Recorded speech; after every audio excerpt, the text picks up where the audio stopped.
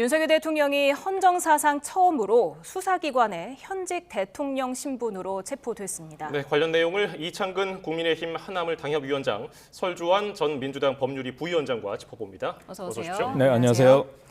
네, 지금 계엄 사태 43일 만에 그리고 윤 대통령에 대한 체포영장이 처음 발부된 지 15일 만에 체포영장이 집행이 됐습니다. 어떻게 보셨습니까?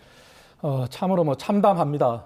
국민의힘 소속으로서 참담하고 안타깝습니다. 하지만 지난 1차 체포영장이 집행이 실패되고 난 뒤에 2차 체포영장이 발부되기 전에 사실 시간이 있었습니다. 지난 6일 날 굳이 체포가 답이냐, 제3의 방법으로 조사가 목적이라면은 절충해서 그러한 절충점을 찾아야 된다. 그런 얘기를 한 적이 있습니다. 그리고 어제 동일한 선상에서 정진석 비서실장이 비슷한 내용을 제안했는데 윤 대통령 변호인이 거부를 했죠. 거부를 하는 바람에 체포영장이 전격적으로 이제 집행이 됐고, 이러한 과정에서 인명피해나 이러한 유혈 사태 같은 그런 불상사는 없었지만 오늘 이 모습으로 대한민국 국격이 떨어진 것은 맞습니다. 그리고 이런 데 대한 책임이 여당뿐만 아니라 모든 정치권에서 함께 공동의 책임을 져야지, 이걸 가지고 누구는 희희낙낙하고 누구는 참담하고 이래서는 안 될 것입니다. 예, 설 부위원장님은 지난달 3일부터 오늘에 이르기까지 어떻게 보셨습니까? 좀 늦은 감은 없지 않아 있지만은 오늘 어떤 대통령의 체포영장이 집행이 되고 어떤 수사가 진행이 됨으로써 어찌 보면 저는 비상계엄 이후에 어떤 불안정한 정치적 상황이 어느 정도는 해소될 기미가 이제는 됐다라고 보입니다. 어찌 보면 가장 정점에 있었던 지금 내란 혐의와 관련된 모든 임무 종사자들은 지금 대부분 다 구속 기소가 됐습니다. 근데 대통령에 대한 어떤 조사조차도 이루어지지 않은 상황에서 대통령의 관저가 있는 그 한남도 입구에서 찬반 집회가 계속적으로 이어지고 어떤 수사기관에서의 집행 여부가 계속 문제가 된다고 한다면 아마 대외 시인도라든지 국가 전체적으로 봤을 때도 굉장히 불안정한 상황이 지속될 수 있었었는데 오늘 그나마 아무런 어떤 큰 충돌 없이 어떤 집행이 됐다라는 부분에서는 저는 이제는 안정화로 가는 어떤 첫 단추가 되지 않았나 생각이 들고요. 그다음에 이러한 상황이 대통령에 대한 어떤 신병철이라든지 수사 속도에 따라서는 더욱더 빨리 안정화가 될 수도 있겠다라는 생각이 좀 듭니다. 네, 지금 원래는 물리적 충돌 같은 불상사가 우려되기도 했고 최대 2박 3일을 좀 이렇게 염두에 뒀던 것에 비하면 좀 비교적 신속하게 마무리가 됐죠.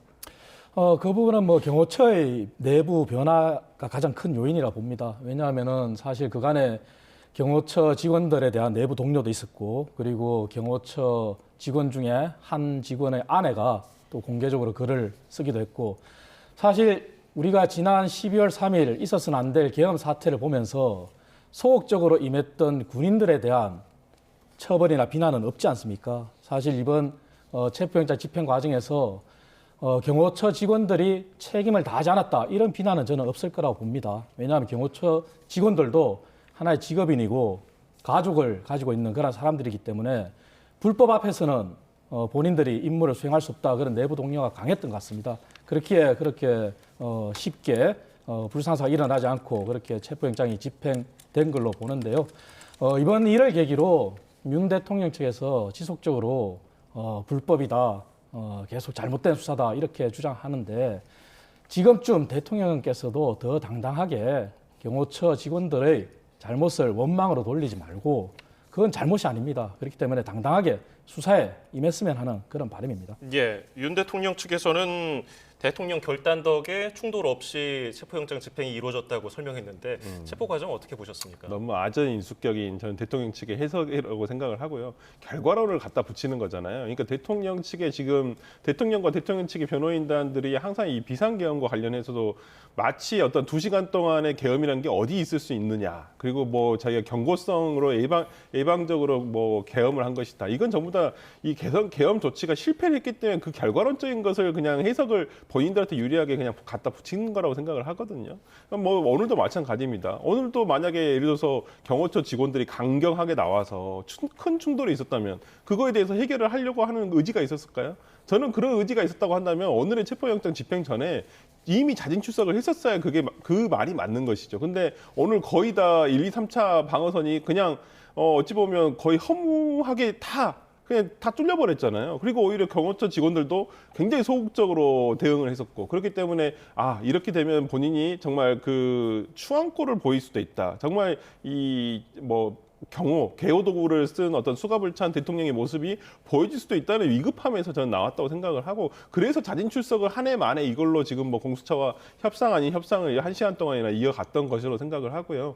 저는 정말 그 마지막까지 이런 변명으로 일관을 하는 모습이 대다수의 어떤 국민들에게는 그렇게 좋아 보이지는 않을 것이다 생각을 합니다. 네, 지금 체포영장 집행이 수월했던 데는 경호처의 소극적인 태도도 꼽히지만 1차 집행 당시에 인간띠로 동원이 됐던 55 경비단, 33 군사경찰 경호대도 이번에 눈에 띄지 않았었고 경찰도 이번만큼은 좀 만반의 준비를 하지 않았겠습니까? 1차 때는 120명이었는데 이번엔 1000명으로 대폭 늘렸어요. 맞죠. 사실 경찰에서 단단히 준비를 한 건 맞습니다. 그리고 군 병력이 동원된 데 대한 비판이 많았죠. 그래서 이번에 군에서 장관 대행이 이번만큼은 군 병력을 동원하지 말아달라 그런 얘기가 있었고요. 그래서 군이 나서지 않았고 그리고 경찰 병력이 경호원들의 8배가 넘는 그런 수준의 병력이 동원이 됐습니다. 그리고 나름 철저하게 준비했기 때문에 신속하게 집행이 될 수 있었죠. 하지만 무엇보다도 아까 말씀드린 것처럼 경찰이나 공수처에서도 준비를 했지만 경호처 내부의 동료가 가장 심하지 않았나. 그게 가장 큰 직접적 요인으로 그렇게 보고 있습니다. 예. 그럼에도 대통령 측은 이제 공수처가 영장 청구와 발부 또 집행 과정에서 불법 행위를 자행했다는 건 여전히 주장하고 있고요. 특히나 어젯밤에 약간의 혼선이 있었죠. 55 경비단 공문을 거짓으로 만들었다는 부분 등을 근거 삼아서 반드시 책임을 물어야 한다 이렇게 얘기하기도 했는데 이 점은 어떻게 들으셨습니까? 불법적인 어떤 포괄적인 어떤 진입이 있었다라고 하는데 오늘 우리가 아침 새벽 5시부터 보지 않았습니까? 계속 생중계를 했었어요. 그냥 올라가는데 거의 어떤 방어라든지 올라가는 경찰관들조차도 오히려 나온 어떤 후기를 보면 너무 저항이 없어서 이게 무슨 함정인가 싶을 정도의 그 정도로 평화롭게 진행이 됐다는 것이거든요. 집행이 됐다는 것이거든요. 예. 그렇기 때문에 대통령 측에서 어떤 폭업적이고 어떤 불법적인 집행이 있었다고 하는데 그건 저는 없었다고 보고요. 그리고 이걸 다 어떤 체증을 위해서 전부 다 영상 녹화를 합니다. 그렇기 때문에 그런 영상 녹화 내용들을 보면 어떤 그 집행하러 들어가는 경찰 측에서의 어떤 불법적인 내용은 없었다고 생각을 하고 어제 있었던 문제, 55 경비단장의 어떤 그 직인과 관련한 문제는 저는 이건 별도로 봐야 된다고 봅니다. 만약에 예를 들어서 그 직인을 그냥 다른 조사를 위해서 소환을 했는데 그걸 가지고 와서 55 경비단장의 어떤 직인을 가지고 이것을 우리가 허가를 받았다라고 하는 공문서를 만약에 이것을 무단으로 한 것이라고 한다면 이것은 강요죄가 될 수도 있는 것이고요. 그다음에 공문서 위조죄가 될 수도 있는데 이 문제는 이 문제대로 저는 별도로 살펴봐야 한다고 생각을 하지만 예. 이것으로 인해서 오늘의 어떤 체포영장 집행이 불법성을 가진다 거기까지는 너무 확대 해석하는 것은 아닌가라는 생각을 합니다. 네, 현재 윤 대통령은 공수처에서 지금 진술 거부권을 행사하는 것으로 전해지고 있는데 체포영장 집행 이후에 공개한 사전 녹화 영상 2분 48초 메시지를 내지 않았습니까? 사실 비상겸 선포 이후에 6번째 대국민 담화인데다가 지난 12월 14일 발표 이후에 한 30일 만에 공식적으로 모습을 드러낸 거예요. 어떻게 보셨습니까? 지난 12월 14일 당시의 메시지랑 큰 변화는 없습니다. 윤 대통령의 메시지가 여전히 이제 공수처의 수사가 부당하다, 체포영장 발부가 불법이다, 법치주의가 무너졌다 이러한 말씀을 하고 계신데요. 이거에 관해서 당내에서도 다양한 의견이 있습니다. 하지만 저는 대통령의 메시지가 개인적으로는 참 오늘 실망스럽다 이런 얘기를 하고 싶은 게 저는 대통령께서 오늘 이렇게 체포영장이 발부되고 이렇게 수사를 받으러 가는 과정에서 정말 대통령으로서의 마지막 기대했던 메시지는 저는 이러했으면 좋겠다는 생각을 했습니다. 첫 번째는 대국민 메시지입니다. 당당하게 본인 생각이 공수처의 부당함이 본인 생각이 여전히 유효하다 하더라도 법원에서 발부가 된 그러한 체포영장입니다. 그렇다면 본인은 억울하고 본인 생각에 법치가 무너졌다 하더라도 국민적인 메시지는 나는 헌법과 법률에 따라서 헌재의 심판과 법의 심판을 받으러 가겠다. 국민들은 더 이상 갈라지지 말고 통합을 해달라. 이런 메시지를 했으면 어떨까 싶었고요. 두 번째 메시지는 야당에 대한 메시지입니다.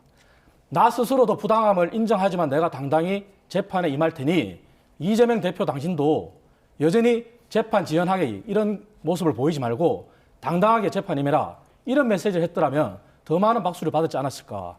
그리고 마지막으로는 우리 국민의힘에 항해서도 국민의힘이 싸울 대상은 국민이 아닙니다. 야당이고 이재명 대표입니다.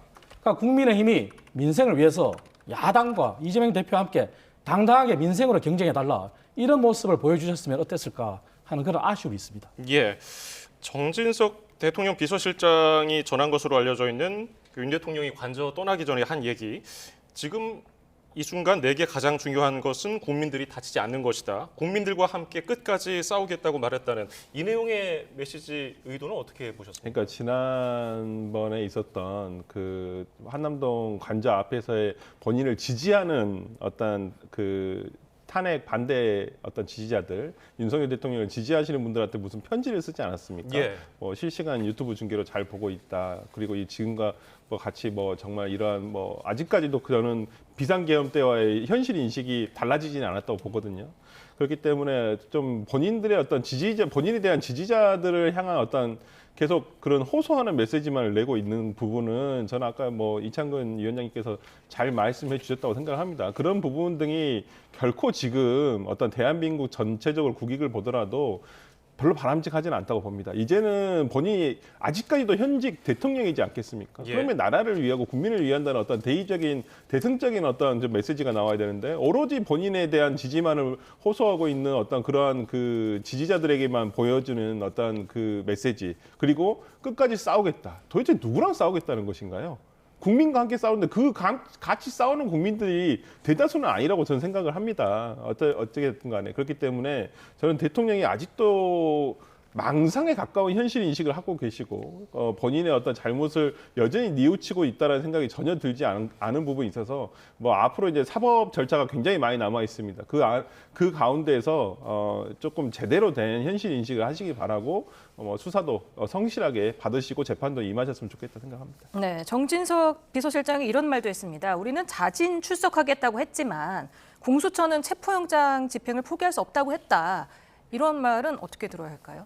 그 부분이 굉장히 아쉽습니다. 정진석 비서실장이 어저께 절충안 일을 내놓은 거죠. 당당히 이제 자진 출석의 형태로 제3의 장소나 대통령의 예우에 맞게 그렇게 수사를 했으면 좋았을 거라는 아쉬움이 있습니다. 하지만 윤 대통령 변호인 측에서 그걸 거부를 했죠. 그래서 그러한 실기를 했다고 보는데요. 그럼에도 불구하고 대통령이 어쨌든 언론에서는 체포영장, 헌정사상 초유의 일 이렇게 보도를 하고 있지만 조사는 지금 받고 있습니다. 대통령께서도 더 당당히 조사에 임하고 공수처도 그래도 대통령이 직무는 정지됐지만 그래도 아직까지 현직 대통령입니다. 예우는 하고 있다고 하지만 수사가 목적이라면은 그 수사가 목적인 그 합당한 그러한 조치를 취하는 게 목적이지 그 외에 대통령 망신주기나 이러한 형태는 바람직하지 않다고 생각합니다. 그리고 공수처도 사실 그간에 많은 실수를 한 것도 사실입니다. 그래서 공수처도 이번 기회에 정말 국회에서조차 공수처 존립에 대한 논의가 있지 않습니까? 그래서 공수처의 미흡한 점 스스로 반성할 필요도 있고 공수처법에 대해서 미흡한 부분도 좀 보완이 돼야 되는데요. 그 단적인 하나가 그겁니다. 지금 윤 대통령 측에서 계속 주장하고 있는 체포영장의 부당성 그리고 수사의 부당성인데 공수처법 31조에 해당하는 그 내용은 공소에 관한 내용입니다. 다시 말해서 공소권은 공수처에 없습니다. 검찰이 대통령에 대한 공소 권한이 있죠. 그렇다면은 체포영장 발부를 공수처가 형사소송법을 준용해서 했다고 하지만 그 부분조차도 사실은 공수처법에 미비하기 때문에 지금 논란이 있는 겁니다. 그러한 부분들을 종합적으로 공수처도 반성하고 스스로 개선할 것은 개선해야 되겠습니다. 예. 그리고 윤 대통령이 과천청사로 호송이 된 뒤에 새해 초에 썼다는 자필 편지가 공개되지 않았습니까? 네. 법조인이시니까 또 여쭤보면은 계엄은 부정선거 의혹을 수사하기 위한 정당한 조치였다. 대통령의 권한 행사였다. 내란죄가 될 수 없다. 이렇게 주장을 했는데 이 점은 어떻게 해석하고 계세요? 그러니까 이 부분이 자꾸 계속 이제 처음부터 지금까지 계속 그런 같은 주장을 반복하고 계시는데 비상계엄의 어떤 요건이라는 게 헌법에 규정되어 있습니다. 어떠한 경우에 비상사태에 대해서 좀 규정하고 전란이라든지 비상상황이라든지 어떤 그 긴급하게 어떤 사회적인 전체적인 혼란이 가중돼서 이거 더 이상 경찰 병력으로는 사회질서 유지를 할 수 없는 상황이라고 정확하게 규정이 돼 있어요. 부정선거를 파헤치기 위해서 비상계엄을 할 수 있다고 헌법에 규정되어 있지 않습니다. 명문으로. 그런 상황이 전제되어 있지도 않고요. 근데 부정선거에 대한 의혹이 있다고 한다면 아니 검찰도 있고요, 경찰도 있고요. 뭐 우리나라 수사기관이 많지 않겠습니까? 감사원도 있고요. 근데 그런 것들 다 그냥 물리치고 군인들을 이용해서 어떤 부정선거에 대한 것을 밝혀내겠다. 그런 건 있을 수가 없는 거예요. 그러니까 지금 뭔가 헌법을 잘못 해석을 하고 계시다고 저는 생각을 하는데, 그러니까 부정선거를 파헤치기 위해서 절대적으로 비상계엄을 선포하는 것은 불가하다. 절대적으로 불가하다라는 것을 좀 아셨으면 좋겠는데 아직도 저런 망상에 빠져 계신다는 것이 뭔가 좀 잘못 입력이 돼 계신 거예요. 그 부분에 대해서 아마 어떤 분이 옆에서 그런 얘기를 하셨는지 모르겠는데 대통령 스스로 저런 부분은 조금 오독하고 계시는 건 아닌가라는 생각이 좀 듭니다. 네. 지금 11시부터 1시 반까지 오전 조사가 이루어졌고요. 또 2시 40분부터 5시 50분까지 오후 조사가 이루어지고 지금은 저녁 식사 시간입니다. 7시까지 저녁 식사를 하고 심야 조사 여부는 아직 결정이 안 됐다라고 했는데 이 부분은 어떻게 예상하십니까? 지금 사실 오늘 조사를 받았지만 계속 묵비권을 행사하고 있다 이런 내용이 다수이지 않습니까? 그렇다면 과연 심야 수사를 할 수도 있지만 그 심야 수사에 대한 효용성이 있을까 하는 의문은 듭니다.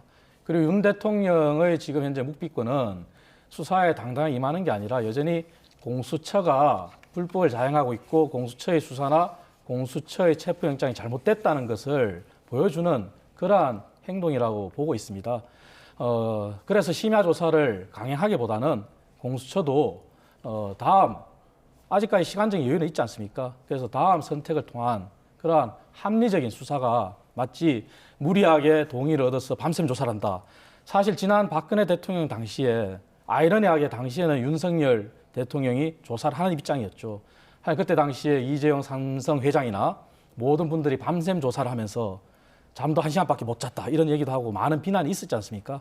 그러한 일들이 다시 지금 이번 기회에 자행돼서는 안 된다고 저는 그렇게 보고 있습니다. 예, 공수처가 준비한 질문만 한 200페이지 정도로 알려져 있고요.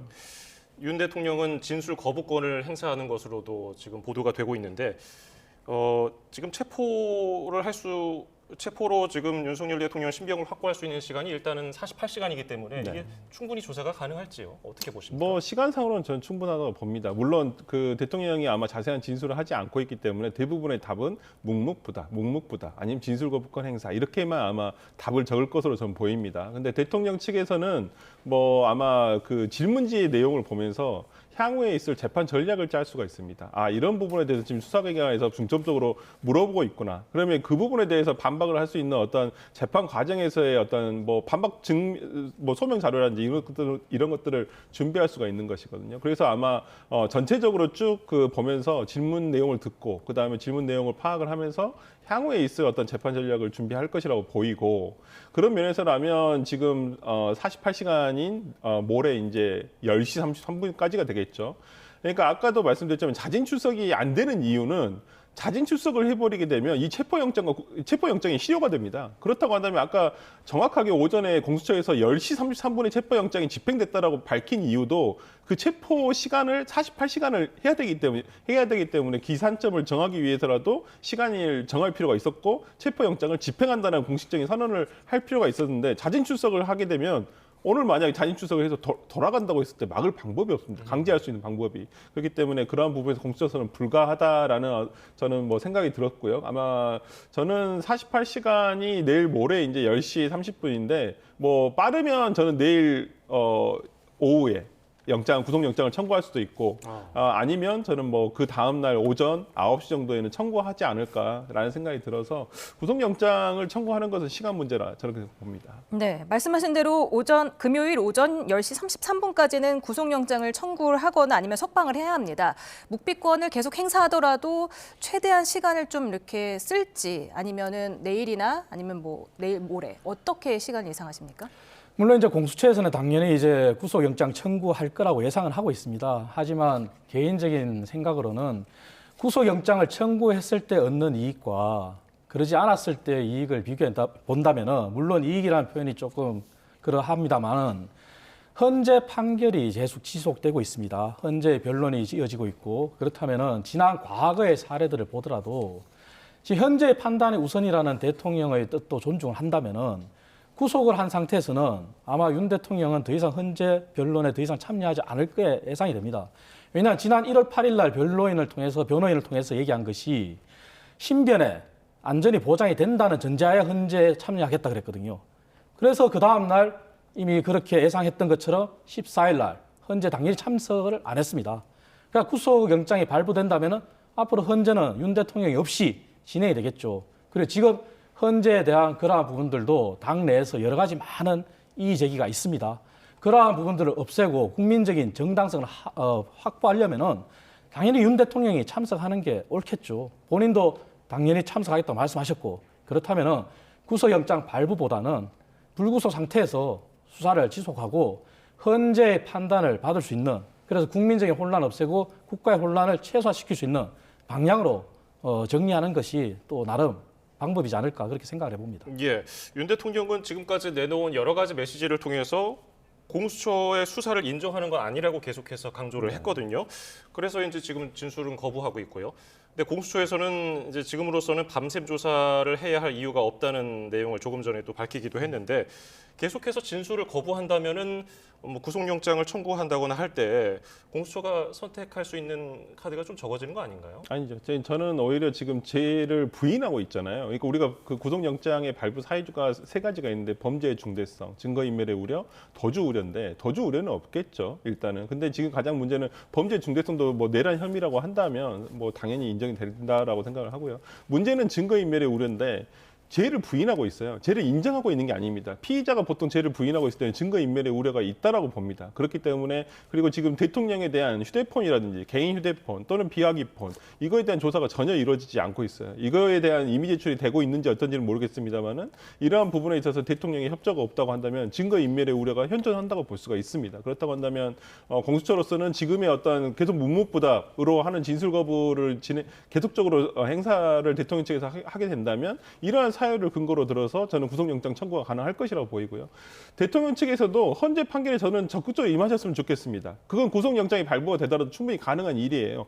어차피 영장이 발부가 된다, 구속영장이 발부가 된다 손 치더라도 지금 예상대로라면 그 공수처에서 10일, 그다음에 검찰에서 10일 하는데 공수처에서 더 저는 빠르게 검찰로 이첩을 할 수도 있겠다라는 생각이 듭니다. 그러면 어차피 검찰에서도 진술 거부를 행사하실지는 모르겠습니다만은 어찌됐든 간에 구속된 상태에서도 헌법재판소는 출석이 가능합니다. 그렇다고 한다면 어떤 수사와의 조율을, 수사 과정이라든지 이런 조율을 통해서 뭐 저는 어차피 대통령이 계속 검찰까지도 진술 거부가 된다고 한다면 재판 과정에서 밝힐 수밖에 없습니다. 재판 과정에서 검찰에서 피의자 신문을 통해, 아니 피고인 신문을 통해서 어떤 지금의 그 조서 내용들을 물어볼 수밖에 없거든요. 그렇다고 한다면 대통령도 어떤 탄핵 심판에 대해서 이 구속영장을 이유로 될 것은 아니라고 보고요. 저는 헌법재판소에 있어 탄핵 심판도 대통령이 직접 출석을 하셔서 적극적으로 조금 항변하시면 좋겠다 생각합니다.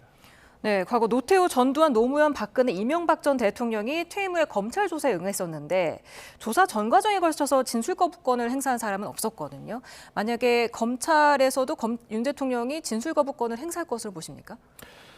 지금 현재 상태에서는 그렇게 예상이 되죠. 왜냐하면 지금 견해가 너무 다르지 않습니까? 오늘 윤석열 대통령이 자필 편지나 영상을 통해서 본 것처럼 계엄이 여전히 합당했고 계엄이 유효했고 잘못이 없다 이런 인식을 하는 상황에서 검찰의 수사에서도 만약에 질문 항목들이 본인의 의사에 반한다면은 당연히 얘기를 안 하겠죠. 그리고 헌재를 통해서 하겠다는 것은 당연히 대통령직의 유지하느냐 안 하느냐 그 판단이기 때문에 공개적인 변론을 하겠다고 한 것이고, 그래서 수사관 앞에서 폐쇄된 공간에서 하는 것은 의미가 없다고 하기 때문에 당연히 묵비권을 행사하겠죠. 하지만 다만 구속영장이 발부되든 구속영장이 발부 안 된 상태에서 불구속 수사를 하든 만약에 기소가 된다면은 구속 기소든 불구속 기소든 재판장에 나가야 됩니다.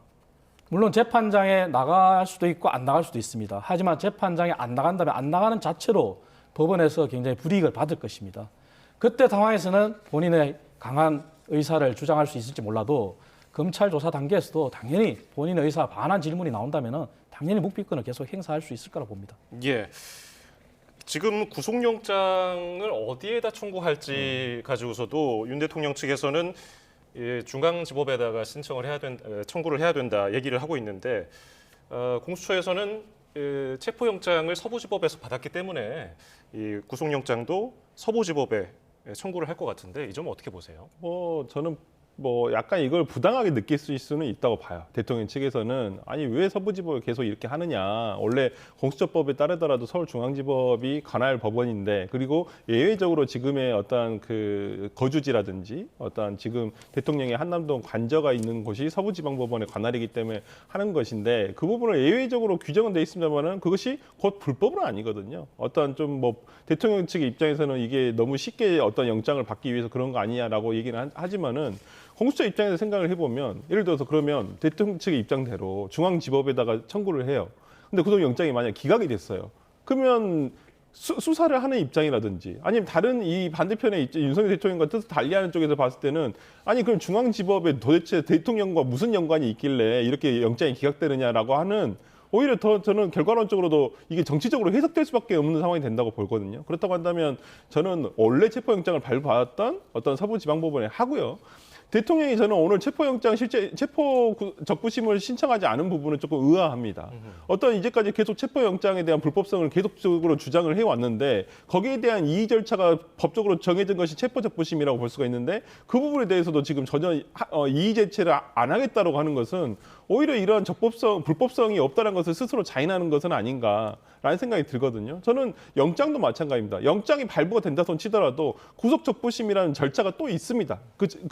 어떤 발부된 영장이 잘못됐다고 한다면요. 그렇기 때문에 저는 대통령 측에서 이러한 그 영장을 어디다 청구할 것인가 뭐 이걸 보고 공수처에게 무슨 판사 쇼핑하냐 하는데 역으로 그것도 대통령 측도 똑같은 얘기예요. 어떤 중앙지법으로 해달라는 이유가 도대체 뭐가 있습니까? 원칙도 아니고 그것이 불법도 아니지 않습니까? 근데 그 부분만을 계속 고집하는 것은 오히려 공수처에 대한 비난을 스스로 하고 있다라고 저는 봅니다. 서울중앙지법보다 서울 서부지법에서 구속영장을 발부할 가능성이 더 높다고 보시는지요? 그 부분은 뭐 알 수가 없죠. 알 수가 없는데 사실 말씀하신 것처럼 윤 대통령 변호인 측에서도 지금 오류를 범하고 있고 당초에 이러한 논란을 일으킨 공수처가 저는 반성해야 된다고 봅니다. 아까 서두에 말씀드린 것처럼 공수처법 31조는 공소권에 관한 관할 법원에 대한 규정입니다. 하지만 대통령에 대한 공소권은 공수처가 없어요. 그럼 법의 미비점도 해당됩니다. 그러다 당초에 서부지법을 활용한 그러한 공수처의 논란을 우리가 비판할 수 있는 것도 당연한 겁니다. 그러한 행동을 오해를 받아 행동한 것도 잘못이고요. 그럼에도 불구하고 공수처는 명확한 해명을 하지 않았어요. 단지 그냥 형사소송법을 준용했다 이렇게 말한 거거든요. 그렇다면 대통령 변호인 측에서 당연히 이의 제기는 할 수 있는 거죠. 하지만 대통령 변호인 측에서 이의 제기는 하더라도 그 이의가 또 법원에서 기각이 됐어요.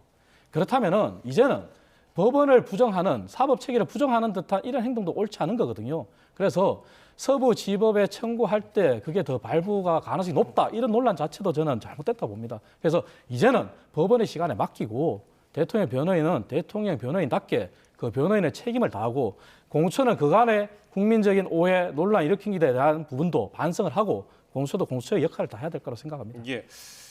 그 공수처가 구속영장을 청구하고 영장을 만약에 발부받게 된다면은 그 이후의 과정 앞서서 그 설 부위원장께서는 이제 검찰의 10일 그리고 그 전에는 공수처가 10일 이렇게 신병 확보를 하고 있을 거라고 말씀하셨는데 검찰이 기소 권한을 가지고 있기 때문이죠. 네, 그렇습니다. 이거 뭐 사전에 협의가 된 내용입니다. 이첩을 요청을 했을 때도 검찰과 공수처 간의 협의 사항으로는 이 만약에 구속영장이 발부가 되면 구속 기간이 전체적으로 20일까지인데 그 중에서 공수처에서 10일, 검찰에서 10일 하기로 이미 사전에 합의를 된 내용이라고 볼 수가 있고요. 저는 근데 공수처에서 더 이상 할 건 없다고 저는 보입니다. 아까 뭐 검찰에서도 상당히 대통령이 어떤 지금의 신경대로 진술거부권을 계속 행사할 것이다라고는 하지만 전 검찰에 가면 좀 달라질 수 있다고 보여요. 지금 검찰에서 이 내란 임무 종사와 관련한 모든 그 장군들이 그러니까 군 관계자들 그다음에 경찰 관계자들 전부 다 구속 기소를 했습니다. 그러면 그분들에 대한 어떤 조사가 충실하게 이루어졌다고 보여요. 특히나 아주 예시를 보여주고 있는 게 김용원 전 국방부 장관에 대한 공소장을 보면 거의 윤 대통령에 대한 공소장이라고 볼 만큼의 어떤 자세하게 정말 수사가 돼 있다라는 것을 확인할 수 있었거든요. 그렇다고 한다면 지금 저는 오히려 지금 공수처보다는 검찰에 더 많은 자료와 증거 기록이 있을 것이다 생각을 하고요. 그걸 바탕으로 예를 들어서 대통령에 대한 신문을 진행을 했을 때는 오히려 대통령이 지금 공수처에서는 진술하지 않았지만 검찰에서는 오히려 진술을 할 수도 있다라는 그런 생각도 가지고 있거든요. 그렇기 때문에 뭐 어떻게 될지는 모르겠습니다만 저는 검찰로 이첩이 조금은 더 일찍 되는 게 맞지 않냐. 공수처에서 더 이상 할 게 없는데 10일 동안 가지고 있을 이유도 없다 생각을 하고요. 그렇기 때문에 구속영장을 청구하고 영장 발부가 된다고 한다면 뭐 한 4, 5일 정도의 어떤 공수처에서의 보유를 하고 난 다음에는 저는 한 보름 정도, 한 2주 정도는 검찰에게 맡겨봐서 어떤 수사의 성과를 나오게 하는 것이 오히려 이 실체 진실을 발견하는데 더 효율적이지 않을까라는 생각이 들어서 조금은 공수처에서 조금 이 부분은 조금 더 좀 융통성 있게 조금 생각을 했으면 좋겠다 생각합니다. 네, 그동안은 공수처가 수사 역량이 좀 부족하다, 무능하다 이런 비판을 많이 받아왔는데 오늘 체포영장 집행에 이어서 구속영장까지 발부가 된다면 이런 꼬리표는 좀 뗄 수 있지 않을까요? 그렇진 않을 겁니다. 왜냐하면 공수처가 그간에 보여준 논란들이 너무나 자명합니다. 그리고 체포영장도 사실은 이번 체포영장이 경호처의 내부 동료 그리고 경찰의 대규모 인력이 동원됐기 때문에 사실 성공할 수 있었던 거지 공수처 자체의 능력으로 볼 수는 없을 겁니다. 그리고 아까 우리 설 변호사께서 말씀하셨지만 지금 이제 체포영장이 발부되고 구속영장이 청구가 될지 안 될지 모르겠지만 공수처가 가지고 있는 역량으로서는 수사에 한계가 있다고 봅니다. 질문지는 200페이지 이상 준비했다고 하지만 과연 그 질문지 200페이지가 중범죄를 저지른 그러한 피의자에 대한 질문지를 생각하더라도 너무 과도하거든요. 과연 그 질문지 하나하나가 필요성이 있고 유효한 질문인지 아니면 질문하기 위한 건지도 우리가 다시 한번 들여다봐야 될 겁니다. 물론 그것은 나중에 이제 검찰이 공수할 때 공소장을 내용을 본다면은 과연 얼마나 공수처에서 충실히 넘어왔는지 자료가 그게 나오겠죠. 그래서 공수처가 수사 역량이 이번 기회를 통해서 증명이 됐다 그렇게 볼 수 없고요. 공수처는 이번 기회를 통해서 더 반성을 해야 될 그러한 자세를 가져야 된다고 저는 생각합니다. 예.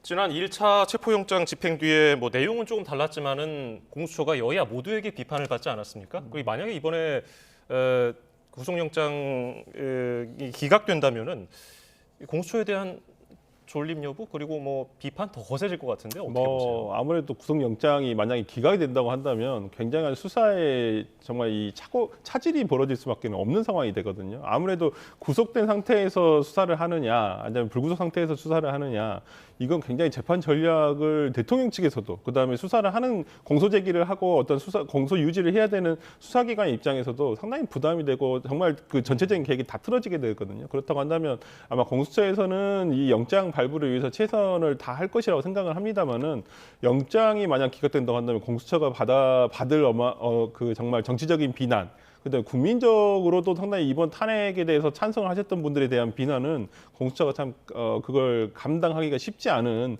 비난이 쏟아지지 않을까라는 생각이 드는데 뭐 지금 제 예상으로는 어떤 구속영장이 기각되기는 굉장히 어렵지 않겠느냐. 어떤 이 범죄 중대성이라든지 특히나 이 내란 혐의와 관련해서 나머지 사람들 내란 임무정사를 했다라는 모든 그 밑에 있던 그 지시를 따랐던 사람들이 대부분 다 구속이 돼 있는 상황입니다. 그렇다고 한다면 그걸 지시했다라고 하는 대통령이 구속이 안 된다? 좀 그건 논리적으로 말이 안 된다고 보거든요. 네, 그렇긴 하지만 체포영장보다는 그래도 구속영장 발부가 좀 조건이 까다롭지 않습니까? 그렇습니다. 만에 하나 구속이 안 된다면 그럼 수사기관은 어떻게 해야 하는 걸까요? 사실 공수처는 이제 말씀하신 대로 구속영장이 기각이 된다면은 공수처의 한계가 여실히 더 증명이 된 거죠.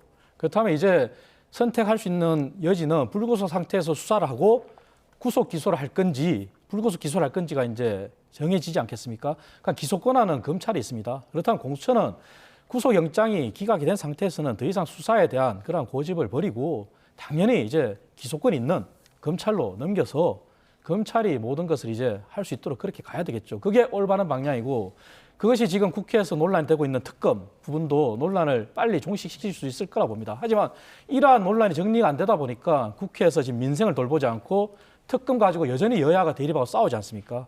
그래서 지금 특검이 이러한 논란에서 출발했는 부분을 공수처가 왜 일어났는지 여실히 인지하고 본인들이 빠르게 입장 정리를 해야 될 겁니다. 예. 오늘 새벽 그 국민의힘 의원들 한 30명 정도가 한남동 관저 앞에 모여서 이번 영장 집행을 비판하기도 했습니다. 김기현, 나경원 의원은 직접 목소리를 높이기도 했는데 지난 1차 집행 때보다는 수가 좀 준 것 같기도 하고요. 이 점 어떻게 보셨습니까? 사실 뭐 국민의힘 당 내에서도 여러 가지 의견이 있습니다. 한마디로 이제 윤 대통령과 윤 대통령 변호인과 뜻을 같이 하는 개헌부터 정당했다 하는 그런 의견에서부터 계엄은 찬성하지 않지만 이러한 공수처의 수사나 체포영장 자체는 부당하다, 불법이다 하는 의견에서부터, 그리고 또 계엄도 잘못됐고 윤석열 대통령의 탄핵도 정당하다 이렇게 하는 의견, 그리고 이번에 체포영장 발부를 계기로 이제 국민의힘이 수사와 재판은 법원과 검찰에 공수처에 맡기고 우리는 민생으로 돌아가자, 이러한 다양한 의견이 존재합니다. 지금 국민의힘은 이렇게 의원들이 줄은 상태도 아마 국민을 바라보고 가야 된다는 그러한 의견이 점점점 지배적입니다. 다시 말해서 당은 미래를 봐야 됩니다. 그리고 당이 결국은 투표로 평가를 받는 거거든요. 그렇다면은 지금부터 우리 당이 가야 될 생각은 헌재와 법원에 윤 대통령 문제는 이제 맡기고 당은 오직 미래를 위해서 민생을 향해서 가야 되지, 우리가 싸울 상대는 민주당이고 이재명 대표입니다. 그것 점만 모두 명심한다면 당이 나아갈 길이 보인다고 생각합니다. 네, 공수처와 윤 대통령 측이 영장 집행 관련 조율을 할 때 여당 의원들이 관저에 들어가서 윤 대통령과 면담을 한 것으로 전해졌는데, 이런 상황에서 남은 2년 반 임기를 더해서 뭐 하겠나라고 했다고도 전해지는데, 이거는 어떻게 들으셨습니까? 그러니까 뭐 대통령이 들어오는 어떤 본인을 조금 위로 또는 어떤 응원하러 온 여당 의원들에게 정북 좌파 세력들이 이렇게 뭐 나라에 이렇게 많은데 2년 반 더 임기를 해서 뭐하냐 이런 말씀을 하셨다고 하는데, 글쎄요, 그 조건이 저는 조금 이해되지는 않습니다. 정북 좌파 세력이 당연히, 저도 뭐 위법을 저지르는 그러한 세력들이 있다고 한다면 당연히 수사를 통해서 엄벌을 해야 한다는 거에 다 동의를 합니다만은, 어떤 본인의 정치력이 부재한 어떤 부재에서, 그래서 본인이 판단을 잘못해서 비상계엄을 선포한 부분에 대해서 이것을 어떠한 다른 사람들 탓, 특히나 뭐 정북 좌파 세력이라고 일컫는 뭐 정체 모를 그러한 집단을 지칭하는 거에 대해서는 상당히 좀 유감이고요. 그다음에 그러한 부분으로 본인의 어떤 비상계엄 선포와 관련한 잘못이 덮여지지는 않을 텐데, 그런 부분을 얘기하는 부분에 대해서는 상당히 좀 아쉽다 생각을 하고, 2년 반 더 하실 수도 없는 상황이 돼버렸죠. 뭐 앞으로 이제 탄핵 재판이 어떻게 결론이 날지는 모르겠습니다만은, 저는 뭐 그러한 부분에서 대통령이 뭐 이제까지 본인 입장에서는 정치적으로나 사법적으로 굉장히 적극적으로 맞대응하시겠다고는 했지만은 실제적으로는 지금 맞대응 거의 못 하시고 계시거든요. 안 하시고 계시기도 하고, 저는 오히려 여론전, 호소문을 통한 여론전만 지금 진행하고 있기 때문에 이제는 헌법재판소와 그다음에 수사기관 이어서 기소가 된다고 한다면 재판 과정에서 법원에서의 시간에서의 본인이 어떤 역할을 좀 더 충실히 해주셨으면 좋겠다라는 생각을 합니다. 예, 이재명 민주당 대표는 윤 대통령 체포영장이 집행되자 안타깝다고 하면서 민생을 강조했는데, 비상의총을 열지 않았습니까? 오늘 어떤 얘기들이 나왔는지요? 그러니까 예를 들어서 체포영장이 잘 됐다 못 됐다 이 부분에 대한 평가를 하는 것은 저는 정치권에서 저는 자제해야 될 내용이라고 봅니다. 어찌 됐든 간에 현직 대통령이 체포영장이 집행이 돼서 어떤 호송이 되고 그다음에 수사를 받는다는 그 자체는 뭐 다른 나라 외신에서도 오늘 세포 현장을 생중계할 만큼 관심이 많은 나라가 됐어요. 이제 대한민국이 그냥 어디 아시아의 조그만 나라가 아니라 이제는 선진국 중에 하나거든요. D20 중에 하나의 나라가 돼가고 있는데, 그럼에도 불구하고 지금 어느 정도 유지는 잘 하고 있다고 봅니다. 그래서 정치권에서 이러한 체포영장의 잘잘못, 그다음에 이걸 정치적으로 해석해서 아주 인수격으로 민주당에 유리하다, 국민의힘에 불리하다 이런 얘기를 할 필요는 없다고 보고, 오히려 그 민생이라든지 이런 부분에 대해서 조금 실질적인 내용 등이 나왔으면, 정책적이 나오고 특히나 최상목 권한대행과 관련해가지고 어떻게 하면 그 지금 대행 체제에서 이러한 그 민생 지원을 위한 야당의 역할이 무엇인지, 이런 부분에 대해서 조금 더 구체적인 논의가 필요하지 않을까 생각합니다. 네, 국민의힘 권영세 비대위원장은 수사권이 없는 공수처와 위법 소지가 다분한 체포영장을 발부한 서울 서부지법, 그리고 민주당과 내통한 경찰이 만든 비극의 삼중주다, 불법 영장 집행에 대해 끝까지 책임을 묻겠다면서 강력히 반발을 했습니다. 당내에서 공수처에 대한 성토가 있는 건 사실입니다. 그리고 공수처의 역량에 대해서는 제가 아까도 충분히 지적했지만, 그럼에도 불구하고 과연 국민의힘이 법치를 중요시하는 보수 정당이라면은, 저는 개인적인 의견은 법은 따라야 된다고 생각합니다. 그리고 사법부에서 인정한 그러한 부분이기 때문에, 그리고 그러한 미흡한 부분은 당내에서 앞장서서 공수처법을 개정하고 그렇게 나가야 된다고 생각하고요. 그리고 앞서 이제 말씀하신 부분 관련해서 이재명 대표와 관련해서 제가 한마디 안 할 수가 없는데요. 저는 이재명 대표가 굉장히 모순적이라고 생각합니다. 안타깝다고 하면서 특검법을 표결을 미룰 생각이 없다 그래요. 지금 윤석열 대통령의 체포영장이 집행이 됐고 그리고 수사를 받고 있어요. 그리고 앞으로 구속영장 청구 여부에 따라서 검찰로 이제 수사가 넘어갈 수도 있고요. 이러한 상황에 또다시 특검법을 밀어붙여서 논란을 만들 필요가 있을까? 그러면서 민생을 얘기해요. 하지만 과연 민주당 이재명 대표가 민생을 말할 자격이 있을까 의문이 드는 게요. 예전에 양곡관리법도 그렇고 국회의 정원 및 감정법도 그렇고 모두가 다 반대하는 법입니다. 양곡관리법은 재정 파탄이 우려되는 법이고 국회 정원 감정법은 기업인들을 옥죄는 법입니다. 하지만 이번에 고교 무상교육을 토대로 한 교육법 일방 통과시켰어요. 하지만 모두가 아시다시피 교육 재정은 학령 인구는 감소하는데 계속 늘어나고 있어요. 작년에 이미 교육 재정이 남아 돌고 온갖 PC나 이런 불필요한 곳에 집행했다는 게 많이 나오고 있습니다. 내국세 20.79%가 교육 재정으로 들어가고 있어요. 이러한 마당에 과연 국가 재정을 1200조 국가 채무를 만든 민주당이 또다시 무상 시리즈를 할 수 있을 자격이 있는가?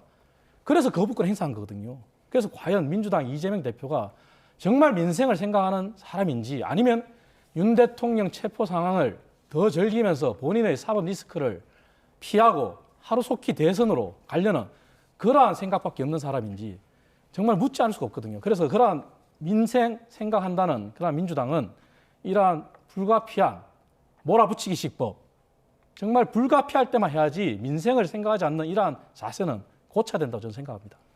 네, 지금 한 5시 50분부터 저녁 식사 시간을 하고 지금 7시면은 저녁 식사 시간이 끝납니다. 심야 조사를 할지 말지는 아직 정리된 건 없는데 만약에 이대로 끝나게 되면은 서울 구치소로 이동을 하게 되는 거죠? 네, 그렇습니다. 그러니까 보통 야간 조사, 심야 조사는 보통 식사 시간 전에 보통 동의 여부를 묻습니다. 피의자에게 그리고 변호인에게도 물어서 이 부분을 결정을 해달라라고 할 거예요. 그런다면 한다면 지금 그 조사된 내용을 지금 확인 절차를 했는지 안 했는지 모르겠습니다. 그 부분을 만약 안 했다고 한다면 식사 후에 그 확인 절차를 하고 아마 서울 구치소로 이제 가셔서 이제 아마 오늘 밤을 이제 지내시고 아마 내일 오전 조사부터 진행이 된다고 하면 10시부터 보통 조사를 하게 됩니다. 그렇다고 한다면 서울구치소에서 다시 공수처로 출석을 하셔가지고 이제 조사가 이어질 거라고 보이고 아마 공수처로서도 거의 내일이 거의 실질적으로는 마지막 조사, 그러니까 영장 청구를 하기 위한 거의 마지막 조사가 될 수 있기 때문에 아마 내일 시급하게 일단 미리 예정이 됐던 조사 내용에 대해서는 내일까지는 어떻게든 마무리하려고 하지 않을까 싶습니다. 네, 구인 피의자 거실에 구금이 되는 거고 네. 만에 하나 구속영장이 발부되면 서울구치소 내 독거실을 배정한다고 들었는데 네.